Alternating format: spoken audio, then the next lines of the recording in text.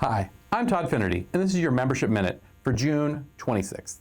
There have been a number of legislative updates. Actually, there's way too many for me to list, so I'm going to tag out on this one. Hi everyone, I'm Donovan Ringo. If you work in the aftermarket, June is when policy becomes real work. Here are 3 quick state updates. First, Colorado passed a new EV battery law. It creates a producer responsibility program for electric vehicle batteries. If you sell or service EV batteries, compliance timelines are now active.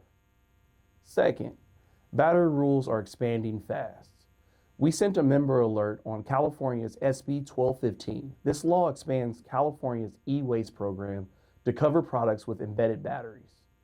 If you sell jump starters, diagnostic tools, or battery-powered shop equipment in California, fees and requirements are already in effect.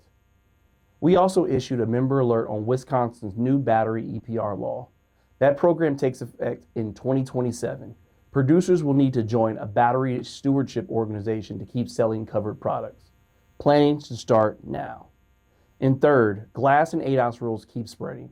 More states are moving towards calibration notices, clear documentations, and strong consumer choice.